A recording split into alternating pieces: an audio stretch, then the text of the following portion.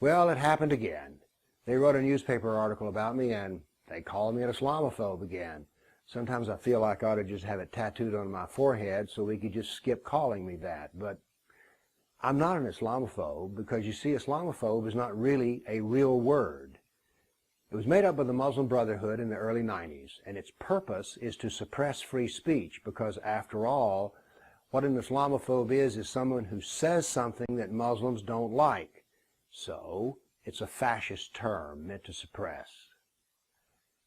See, what it says is that I'm a little crazy, or at least neurotic, or perhaps even psychotic, because it's a phobia. This is all about a feeling. But here's the odd thing, I'm all about facts, so it doesn't apply to me at all. It's just meant to smear me and slur me and make me shut up. Good luck on that. So we're supposed not to offend a minority of 1.5 billion people. That's a big minority, but we're not supposed to offend it because actually that's about Sharia law. And under Sharia slander law, a Muslim may not be offended, never mind if it's true or not. So what it attempts to do is to suppress facts and truth. I am not an Islamophobe. I am a man who fears Islam, and I have a good reason to fear it. I know what's in a Sharia law text, and I know what Sharia law does to people like me. Should be a dhimmi, D-H-I-M-M-I, one who is suppressed by Islam and does everything that the Muslims want, but instead it just says that I'm a kafir. You know, there's another thing I don't like about that Sharia law too, and that's that jihad stuff. I don't like jihad because it's all directed at me, the kafir. Now, let's get something out of the way. Every time you bring up jihad around Muslims, they say, oh, well, the greater jihad is the inner struggle, which all religions share. No, let's talk about jihad from the standpoint of the hadith. In Bukhari, which has about 7,000 traditions that Muhammad gave, roughly 20% of them are about jihad. That's a lot, because that says there's 1,400 hadith about jihad. And if you go through and sort them all out into greater jihad and lesser jihad, you discover that it's over 98% about killing kafirs, and only less than 2% about that wonderful inner struggle that we all share in all religions.